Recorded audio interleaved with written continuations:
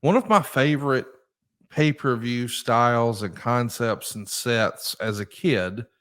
I first became a wrestling fan in the summer of '88. So I'm at the peak of my fandom here in late '89. And Yeah. we're coming right off of a very special Clash of the Champions. It's one of Jim and I's favorite matches. It was Clash of the Champions 9, New York Knockout. It happened November 15th. It was Ric Flair and Terry Funk in an I Quit match. We've covered it in the archives before. It's available now for you at Grilling JR on YouTube.com. But we're roughly 1 year into what I guess we'll call the Turner Home Entertainment era. This is roughly a year after the acquisition from the Crockett family. And you wrote in your book that you're sort of the go between the booking committee, which is several different versions of that in WCW, and Jim Herd.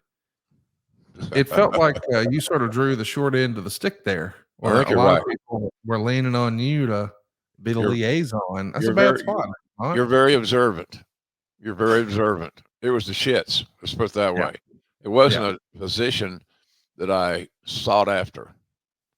But because and let me tell you the basic reason. It's a weak ass reason.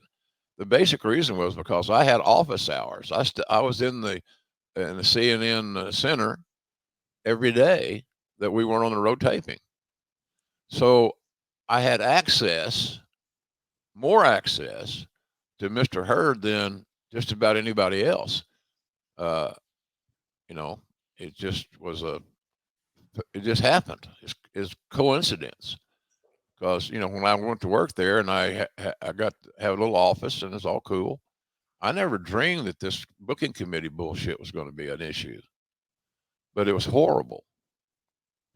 There's so many smart guys on the booking committee, and creative is such a subjective entity that there's really no wrong answer until you try it, and then you see if it's going to work, click, attach to the audience or not. And that was kind of how I saw that. And it just happened one day. It was just that way. Then the booking committee would say, "Hey, Jr., you're going to be you'll be in the office. Talk to Hurt about such and such, or we'd like to do this."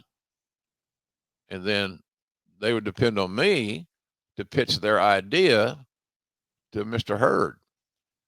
And then if Hurd turned it down because they should have been pitching the idea, not me, and sit in a room and here's what we'd like to do, Mr. Hurd, blah, blah, blah, lay it out. But they wanted to go to the airport and go home. And that's kind of the long and the short of it. And so if something didn't get approved, there's got to be a bad guy somewhere. Well, Hurd was normally the bad guy. And then somebody might say, well, JR never liked that idea. I bet he didn't pitch it hard. So you can't win for losing. It's just the way it is. So anyhow, that's how that came about. And it was not a good system, Connie. It was not a good system. As a skilled entrepreneurial businessman as you are, you don't have to have a lot of product knowledge to figure out that this is not the way to go. Well, we know that there are some things that you got to be excited about. One of those is Arn Anderson and Tully Blanchard have given notice in the WWF. We know they're going to be coming back or trying to come back in December of '89 here. I say try because Arn comes back, but the word on the street is perhaps Tully has had a drug test failure, allegedly for cocaine in the WWF. And I guess that spooks some folks on the Turner side. When I asked Mr. Hurd about this, he didn't see this as any great loss. He thought these guys weren't big stars and they weren't big in stature. I just think in hindsight, boy, how could you not want Tully Blanchard on your roster? What do you remember of this circumstance? Well, it just proves the point that you and I've talked about here endlessly, and that is that Mr. Hurd, hey, look, I like the guy. He's a guy's guy. And we'll go talk about Kentucky football. He played at Kentucky. And he was so shocked that I knew who Bob Gain was. He was a big offensive tackle, about 6'6" or 6'8", which was a freak in that era. But he'd pick up the tab. So to take me to a 5-star restaurant on a semi-regular basis and have a big old steak, hey, I didn't think I had a bad gig. I'm living in an apartment in Buckhead, and so consequently, that's the days before the craze of home food delivery. You know, I mean, I use that product, that thing, because I don't want to cook.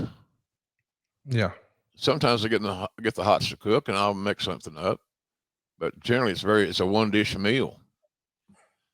And so, anyhow, it just proves the point that Mr. Hurd, nice guy, fun to go to dinner with, but he had no product knowledge. And people that have no product knowledge expose their hand real quick. And to say that Arn Anderson and Tully Blanchard were not stars is ridiculous. Yes. It's not a little miss. It's not even, you're not even on the board miss. It's just horrible. But he didn't know.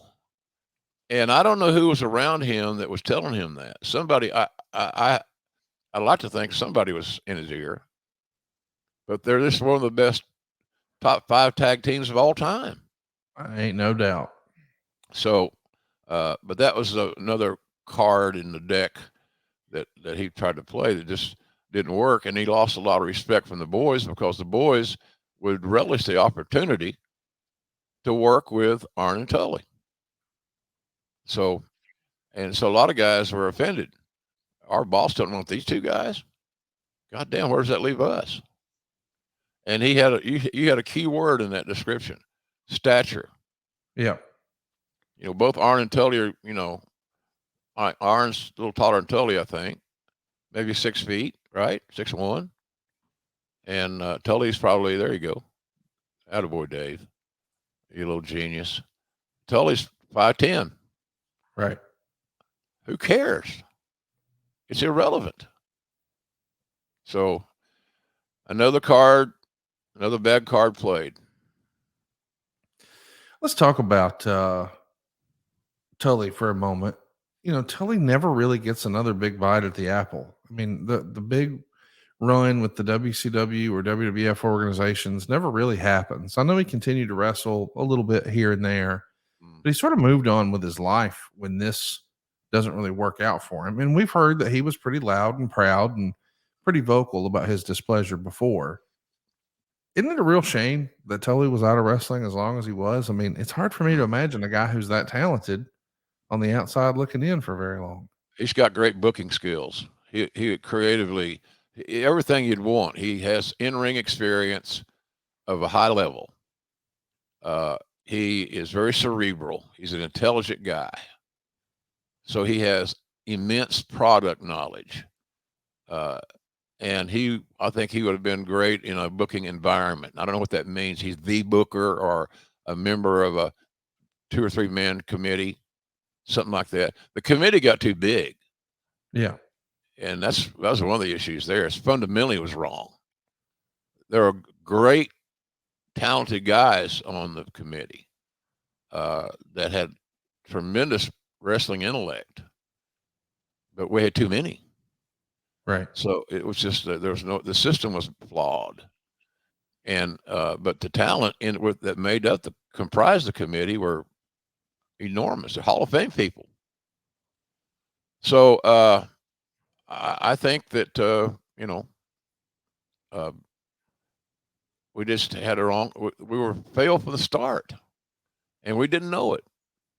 We didn't know the extremes and the scope of this whole entity, but it was horrible, and it hurt the company.